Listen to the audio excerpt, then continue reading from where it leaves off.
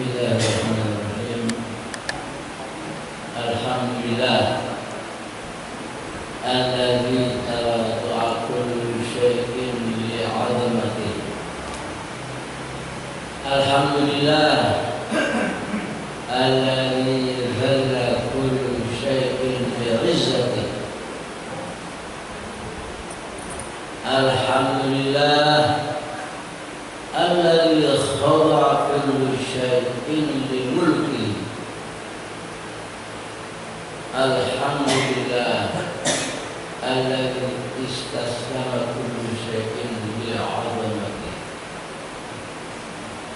Allahumma shalli ala sayyidina Muhammad fi awwal kalamina. Allahumma shalli wa sallim ala sayyidina Muhammad fi awsat kalamina. Allahumma shalli wa sallim ala sayyidina Muhammad fi akhir kalamina. Asyhadu an la ilaha illallah wahdahu la syarika lah wa asyhadu anna Muhammadan abduhu wa rasuluh. Qala Allah ta'ala fi kitabihil karim, a'udzu billahi minasy syaithanir rajim. Al-yawma akmaltu lakum dinakum wa atmamtu 'alaikum ni'mati wa raditu lakum al-Islam dinan.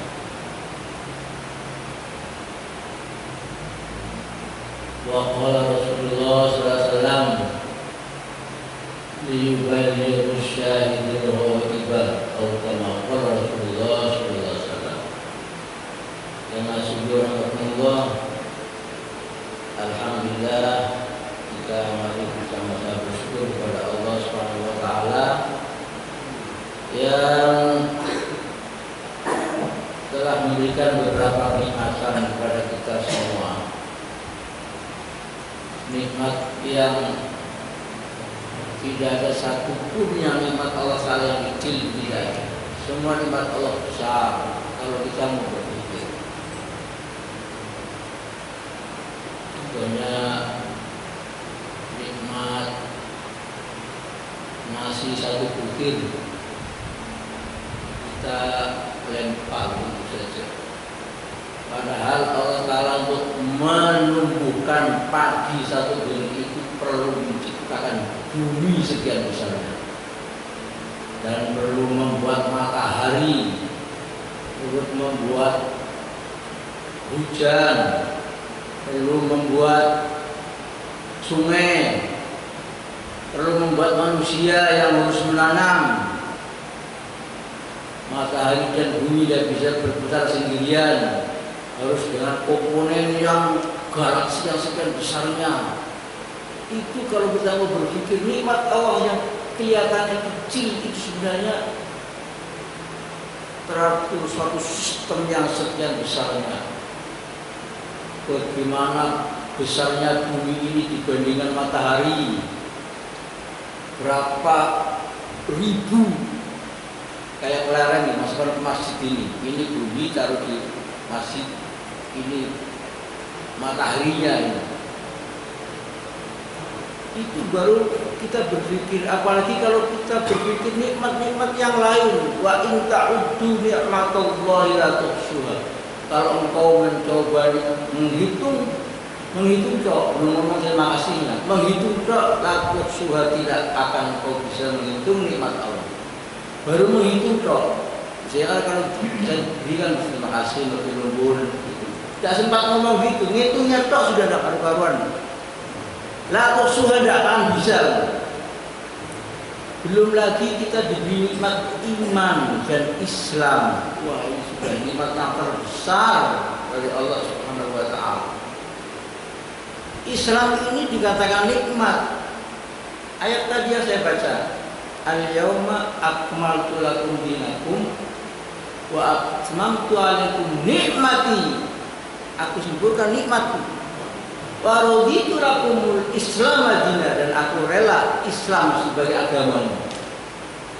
Jadi Islam ini nikmat dari Allah Subhanahu wa taala. Tidak semuanya orang dadanya bisa menerima Islam, tidak bisa. Apa masyarakat sadrahu islami bahwa ala nurim min rabbi. Hanya orang-orang yang dadanya dibuka oleh Allah Ta'ala yang bisa menerima cahaya nur dari Tuhannya, menerima Islam. Ketika Rasulullah haji yang terakhir, haji wada namanya. Haji wada itu Rasulullah bersama sahabat yang kira-kira jumlahnya 124.000. Itu ikut semua haji wada. Ayat ini turun, sempurnalah Islam selesai. Cantumkan semua dalam Al-Quran. Sehingga Rasulullah bertanya kepada sahabat, hal balaghtum, apa aku sudah sampaikan Islam ini kepada kamu? Semua sahabat menjawab, bala ya Rasulullah. Iya ya Rasulullah.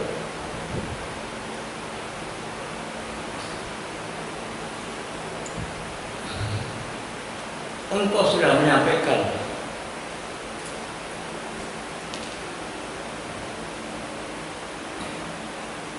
Sampaikanlah agama ini, libaligh syahidul ghaibah. Sampaikanlah yang kau datang sekarang ini dengan saya, sampaikan nanti kepada orang-orang yang tidak ketemu saya, orang-orang yang belum sempat saya jumpai. Sampaikan agama ini. Itu pesan terakhir Rasulullah ketika haji wada. Para sahabat faham tentang pesan ini, faham. Sehingga jumlahnya 124.000 sahabat tadi yang tercatat meninggal di Mekah dan Madinah hanya 10.000. Yang 114.000 semua sahabat menyebar di seluruh dunia. Ada yang meninggal di RRC, ada yang di India, di Pakistan, di Afghanistan, ada yang di Yordan, ada yang di Palestina, ada yang di Mesir, di Maroko, sampai ke Turki. Abu Ayyub Al-Ayyubi itu meninggalnya di Turki. Karena apa? Karena menyampaikan pesan Rasulullah bahwa agama ini harus disebarkan sampai Indonesia. Ini yang bawa Sunan Ampel. Sudah abad berapa Sunan Ampel masuk Indonesia? Abad 1450.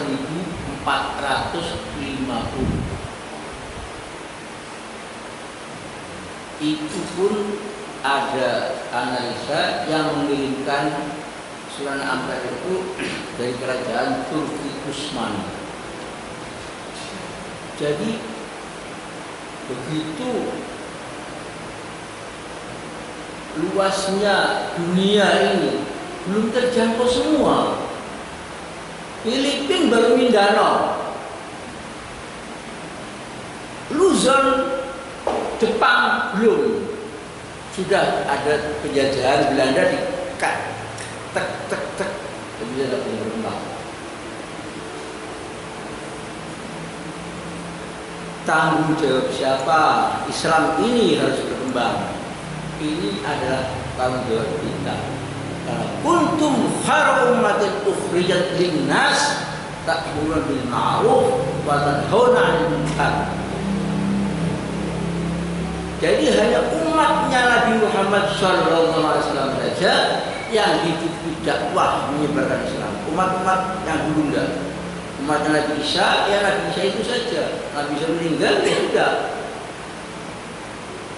Sampai zaman Rasulullah lahir itu enggak ada orang dakwah.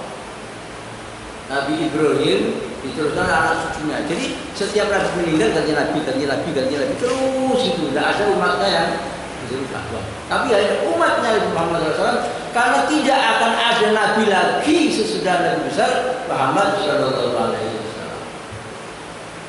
Ini adalah nikmat juga amanat namanya. Jadi Islam ini nikmat juga amanat, titipan dari Rasulullah yang harus disebarkan ke seluruh dunia. Amerika masih belum waktu itu, sekarang sudah mulai banyak. Australia malah. Jadi karena dakwah yang berhenti, Spanyol hancur. 600 tahun Islam di Spanyol. 1450 Spanyol dihancurkan oleh tentara salib. Baru Islam masuk di Jawa 1450. Kaset Jawa yang masuknya terlambat 700 tahun. Datang. Itulah amanat Rasulullah yang harus kita ikut. Jadi amanat. Selain nikmat, Islam itu adalah amanat. Kenapa orang harus menyebarkan Islam? Kenapa? Ya karena kita umat Muhammad ini tidak akan ada nabi lagi. Nabi terakhir adalah beliau, Nabi besar Muhammad Shallallahu Alaihi Wasallam. Kemudian konsep Islam ini konsep yang bisa membawa kebahagiaan dunia dan akhirat. Hanya dengan konsep Islam orang bisa bahagia dunia dan akhirat.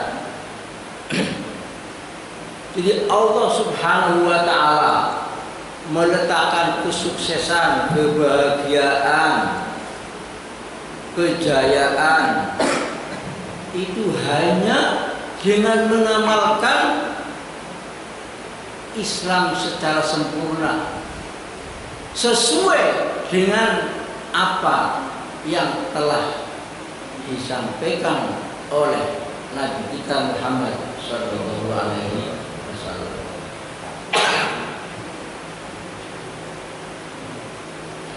Saya ulangi.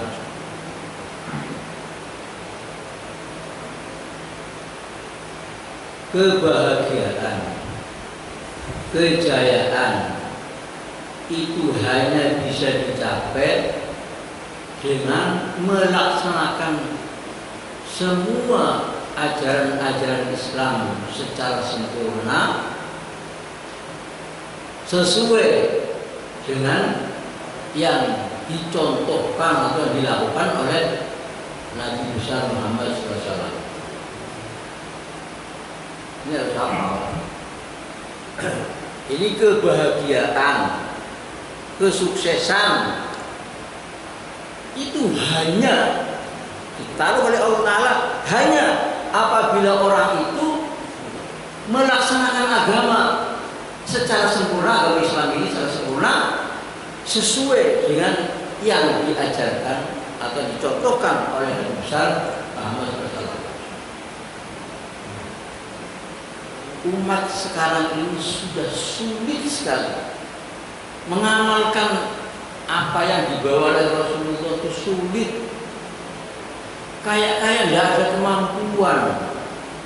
Nah ini masalahnya. Siapa yang sudah sukses melaksanakan? Para sahabat itu. Para sahabat itu sudah sukses melaksanakan semua ajaran Islam, sukses sampai para sahabat itu demikian cemerlang.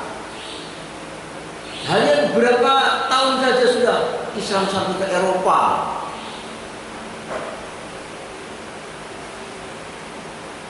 Romawi Timur sudah bisa dikuasai. Karena apa? Karena para sahabat itu sudah melaksanakan agama secara sempurna. Ulama menyelidiki apa kira-kira gerangan agar kita ini bisa seperti sahabat. Kemudian para ulama itu menyimpulkan bahwa para sahabat itu mempunyai 6 sifat. Nah ini yang perlu dicatat. Masih. Para sahabat ini mempunyai 6 sifat. Yang apabila 6 sifat ini kita miliki juga, insya Allah kita akan bisa mengamalkan agama secara sempurna seperti sahabat. Apa 6 sifat itu? Satu, para sahabat itu yakin betul dengan kalimat thayyibah la ilaha illallah Muhammadur Rasulullah. Yakin betul. Ini satu. Kedua apa? Kedua, sahabat itu sholatnya khusyuk dan khudu. Nomor 2 apa? Sholatnya khusyuk dan khudu. Ini sifat sahabat yang kedua yang harus kita pelajari nanti, agar kita bisa seperti beliau. Yang ketiga, para sahabat mempunyai sifat ilmu dan zikir. Ilmu dan zikir. Yang keempat, para sahabat mempunyai sifat ikramul muslimin, menghargai sesama Islam. Ikramul muslimin yang keempat. Ini sifat yang keempat. Sifat yang kelima apa? Tashihun niat, selalu mengoreksi niat. Niat saya ikhlas pada ini, akan mulai kerja. Tashih, mensahihkan niat, membetulkan niat. Ini yang kelima. Yang terakhir, para sahabat punya sifat dakwah dan tabligh. Dakwah itu mengajak orang masuk masjid, masuk berbuat baik. Tabligh itu menyampaikan ajaran Rasulullah, Al-Quran dan hadis. 6. Mari kita satu persatu, walaupun secara cepat tidak bisa mungkin secara rinci. Kalau secara rinci mungkin nanti 4 jam.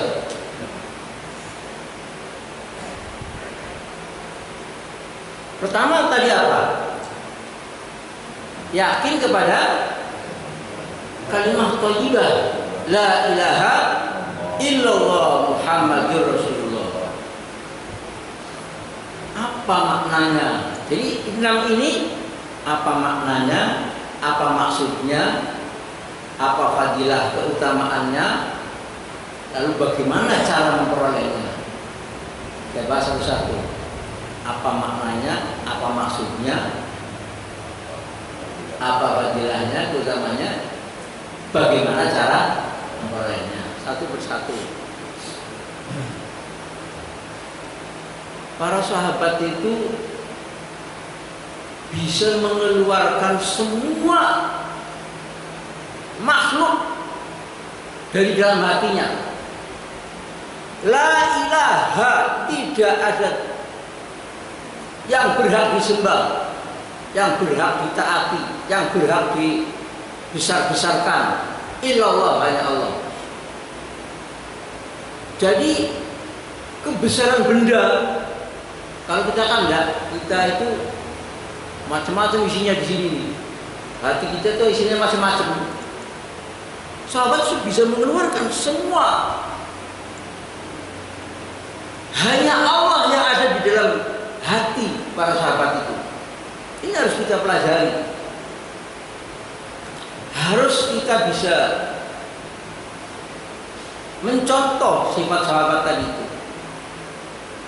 Mengeluarkan, jadi tidak ada yang bisa menyembuhkan kecuali Allah. Obat tidak menyembuhkan, dokter tidak menyembuhkan, Allah yang menyembuhkan. Allah yang memberi kita rezeki, Allah yang menciptakan kita, Allah yang memelihara kita. Ini Allah Khaliq, Allah Malik, Allah Razik. Ini supaya menjadi keyakinan kita. Kalau kita sakit, ingatnya dokter. Berarti kita di dalam hati kita bukan ingat Allah, ingatnya dokter. Padahal Allah bisa menyembuhkan tanpa dokter, tanpa obat bisa Allah menyembuhkan. Kalau kita lihat buah, ingatnya pohonnya, tidak ingat Allah. Allah bisa menciptakan buah tanpa pohon. Pernah dengar ceritanya? Kullama dakhala 'alaiha Zakaria al-mihraba wajada indaha rizqa. Setiap Nabi Zakaria masuk ke Siti Maryam, di sana kamarnya di atas masjid, di sana sudah ada buah-buahan. Anak lagi ada, dari mana kamu buah-buahan ini? Buah min indillah, ini dari Allah. Allah langsung ngasih. Bisa buah jeruk, buah durian, buah yang tidak musim ada semua di pinggirnya Maryam. Itu Allah bisa menciptakan. Itu harus ada dalam hati kita. Jangan terus kita semuanya berpikir asbab. Allah yang menciptakan asbab. Anak ini lahir karena ada bapak sama ibu. Ini Allah yang menciptakan. Tapi Allah bisa menciptakan anak tanpa adanya bapak. Siapa? Nabi Isa. Allah bisa menciptakan orang tanpa bapak dan tanpa ibu. Siapa? Nabi Adam. Itu harus menjadi keyakinan kita. Sehingga suatu ketika Ibnu Umar itu berjalan. Loh, kok ada orang rubung-rubung ini? Apa itu? Terus didekati loh. Ada apa kok? Kita mau jalan ke sana itu ada apa namanya? Singa duduk di sana. Singa itu nggak pergi. Mana singanya? Mana? Ibnu Umar datang, dijewa singanya. Kamu pergi ya. Karena di dalam hatinya Ibnu Umar itu tidak ada takut kecuali kepada Allah, sehingga singa dijewa tuh. Singa dijewa. Ini contoh nyata. Kemudian ketika zaman Umar, ketika zaman Umar bin Khattab menjadi khalifah, ada seorang mengaku jadi nabi di Yaman, namanya Aswad al-Unsi. Semua orang dipanggil harus mengaku asyhadu an la ilaha illallah wa anna Aswad al-Unsi Rasulullah, syahadatnya. Kemudian ada seorang tabi'in yang namanya Abu Muslim al-Khawlani, dipanggil oleh Aswad. Abu Muslim dipanggil. Hanya kamu yang belum syahadat. Syahadat apa? Kamu menyaksikan Allah tidak ada Tuhan selain Allah? Ya. Muhammad Rasulullah? Ya. Sekarang kamu harus menambah satu lagi. Asyhadu an la ilaha illallah wa ana Aswad al-Unsi Rasulullah.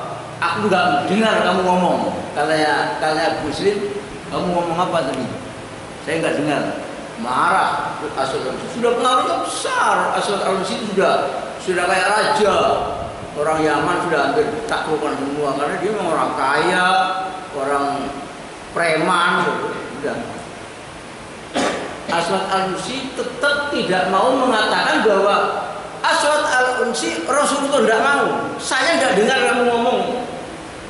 Akhirnya Aswad al-Unsi diikat. Disiapkan api unggun kayak Nabi Ibrahim. Nabi Ibrahim dilemparkan ke api unggun 40 hari. Api tidak bisa membakar. Yang membakar Allah. Aswad al-Unsi dilemparkan ke api unggun oleh Abu Muslim al-Khawlani, dilemparkan oleh Aswad al-Unsi dengan tentaranya, dilemparkan. Seminggu dalam kobaran api. Setelah api padam, Aswad al-Unsi Abu Muslim al-Khawlani keluar, jenggotnya satu lembar pun tidak ada yang terbakar. Pakaiannya enggak terbakar, hanya tali-talinya yang terbakar.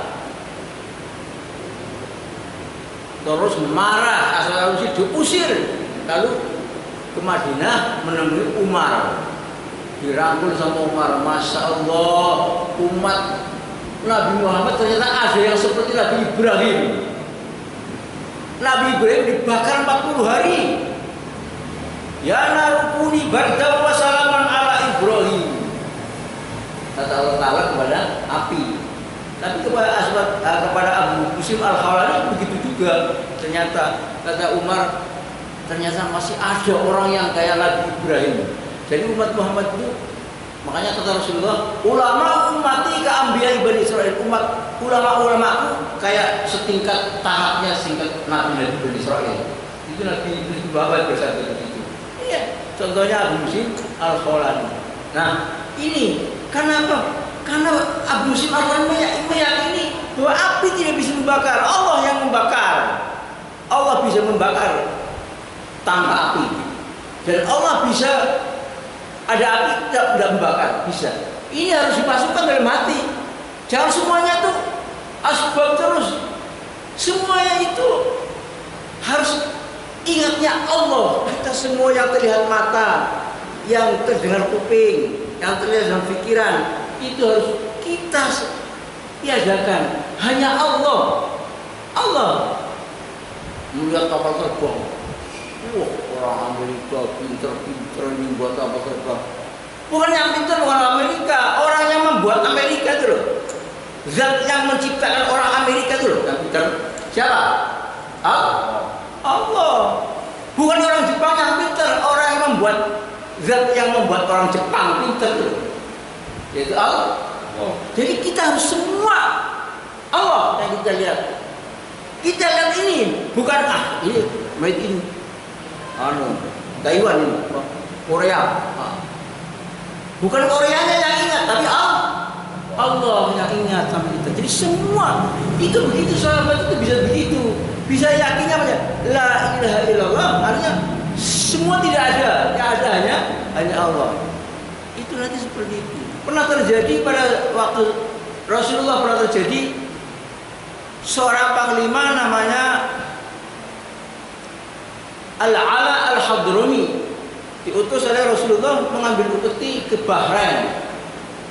Ke Bahrain harus naik perahu. Dia bawa tentara sekitar 1000. Abu Hurairah ada dalam situ. Abu Hurairah akan menyeberang, gak ada perahu. Ini kuda sama unta-unta ini bagaimana? Gak ada perahu. Terus sholat 2 rakaat, minta Allah berhak ini laut bisa menenggelamkan Fir'aun, tapi bisa menyelamatkan Musa.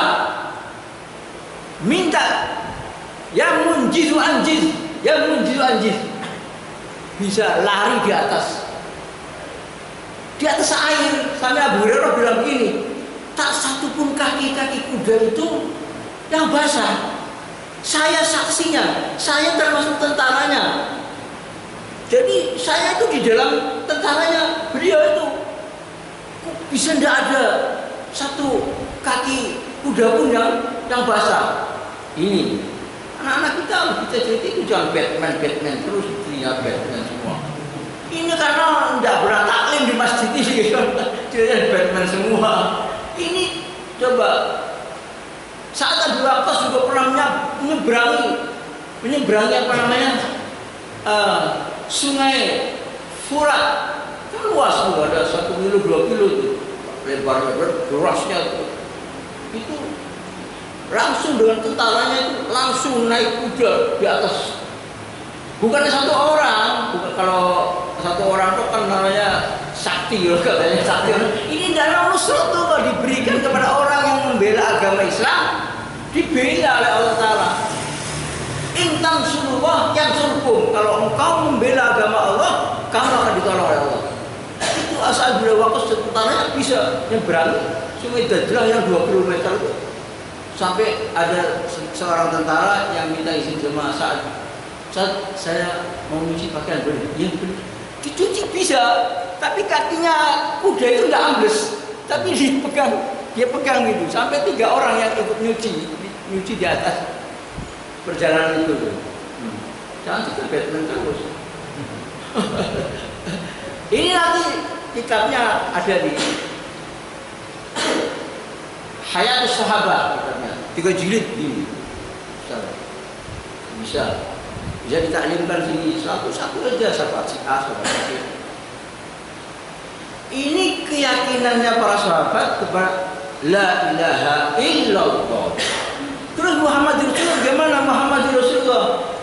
Kita artinya itu bahwa tidak ada nabi lagi sudah, dan hanya dengan ikut Nabi Muhammad ini saja bisa kita itu bisa selamat dunia akhirat. Jadi hanya mengikuti Rasulullah. Laqad kana fi Rasulillahi uswatun hasanah.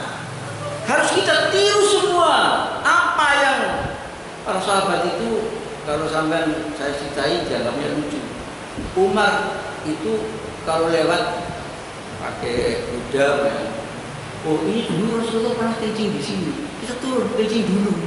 Padahal nggak ingin kencing, karena dulu Rasulullah pernah kencing di situ, kencing di situ. Itu sampai nirunya sampai begitu.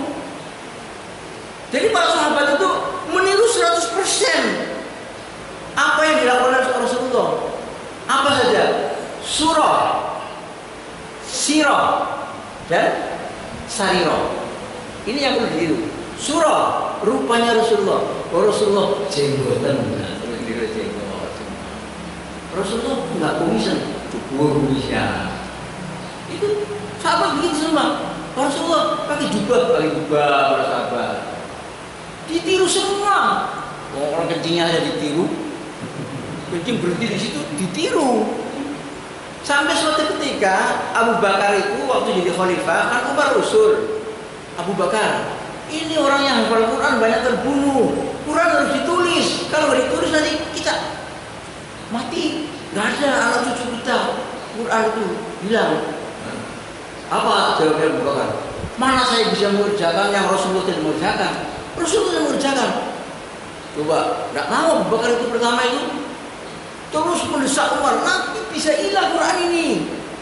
Zaid bin Sabit, sekretaris Rasulullah, juga diberitahu bagaimana ini Quran ditulis, bagaimana saya harus mengerjakannya, Rasulullah tidak mengerjakan. Jadi takut sekali kalau tidak sama dengan Rasulullah itu.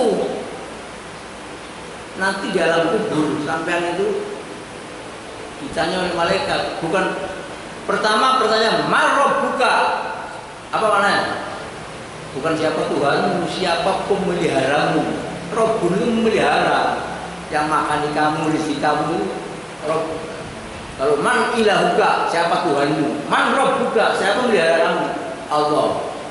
Tidak ada man nabiyuka, siapa nabimu, tidak begitu. Ada gambar. Siapa ini? Orang ini. Nanti kalau itu gambar Rasulullah, ada malaikat. Dalam hadis begitu, tidak man nabiyuka. Dalam hadis man hadzal rajul, siapa orang ini? Kalau sampai tidak pernah tahu, orang jenggotan ini, pakai serban, pakai jubah, teroris. Wah, sampai digepuk sama malaikat. Jadi sama nggak bisa ngerti. Di kuburan nanti tidak ada mana biuka, tidak ada. Dalam hadis semua man hadzal rajul, itu juga gambar. Kalau kita nggak kenal, bahaya. Nah, ini jadi meniru Rasulullah itu usahakan semaksimal mungkin seperti para sahabat. Surahnya Rasulullah itu pakai celah. Kalau sahabat pakai celah semua, celah. Rasulullah pakai wangi-wangian, para sahabat pakai wangian. Itu surah, rupanya ditiru. Rasulullah rambutnya itu Rasulullah segini. Ada pernah segini gitu ya.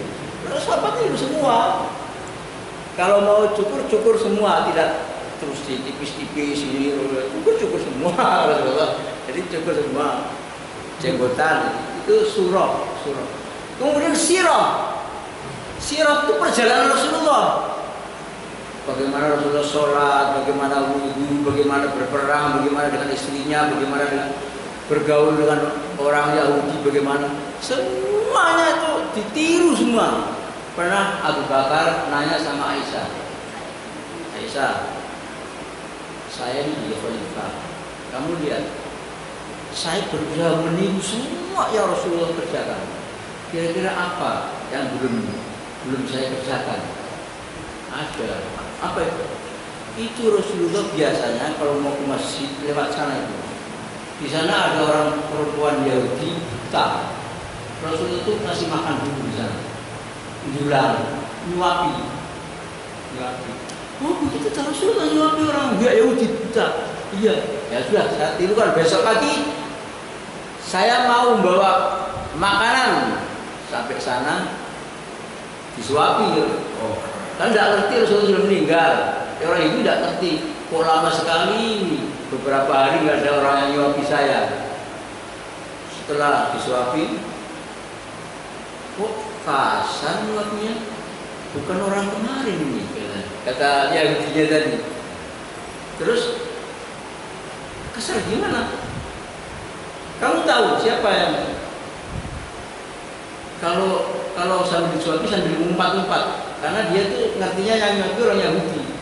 Kamu jangan ikut Muhammad itu tukang sihir, pembohong ini. Setiap kali Nabi Muhammad nyuapi itu sambil ngoceh dia, ngoceh begitu. Nah ketika Abu Bakar nyuapi, ngoceh lagi dia. Kamu jangan ikut Muhammad ini. Terus kamu nggak tahu yang tiap hari apa? Yang tiap hari nyuapi itu siapa? Itu Muhammad itu yang kamu umpat-umpat itu. Ini sekarang sudah meninggal, saya gantinya. Saya khalifah sekarang. Oh iya, itu Nabi Muhammad ini dia. Itu tiap kali nyuapi saya umpat-umpat, pokoknya saya ngomong, kamu jangan ikut Muhammad ini. Kalau itu masuk Islam si Yahudi tadi akhirnya masuk Islam gara-gara dia kelakuannya menghina Muhammad terus dan Muhammad tidak pernah gubris disuapi itu. Itu sampai segitu menirunya Abu Bakar kepada Nabi kita. Itu namanya sirah, perjalanan Nabi. Nah kemudian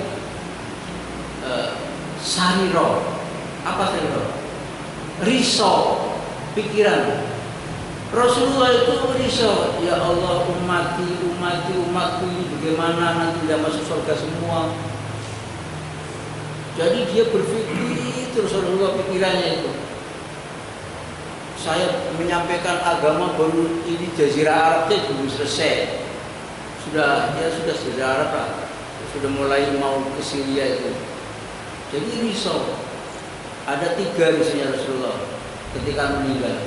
1, umati, bagaimana umatku ini bisa masuk Islam, bisa.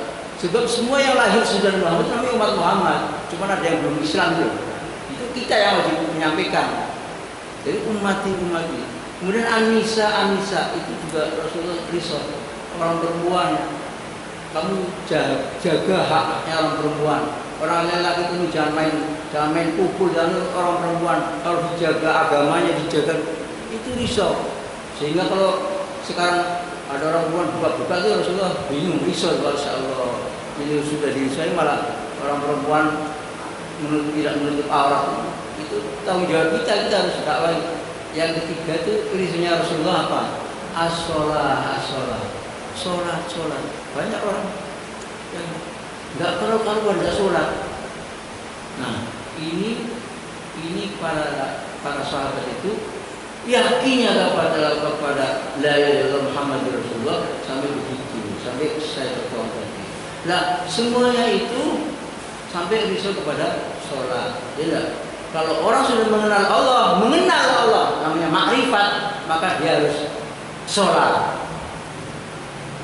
Innani anallahu la ilaha illa ana fa'budni wa aqimis sholata li dzikri. Saya ini Allah. Innani anallah. Saya ini Allah dalam Al-Quran.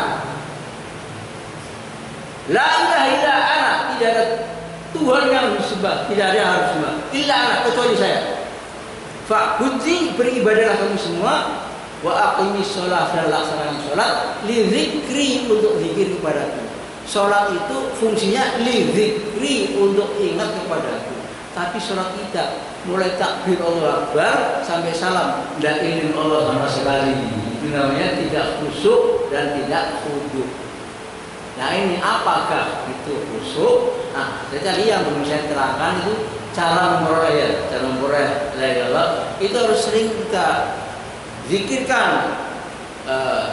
Cara memperoleh la ilaha illallah itu kata Rasulullah, jadidu imanakum biqouli la ilaha illallah. Jadi sering-seringlah kamu perbarui imanmu dengan sering berzikir dan sering berdiskusi seperti ini.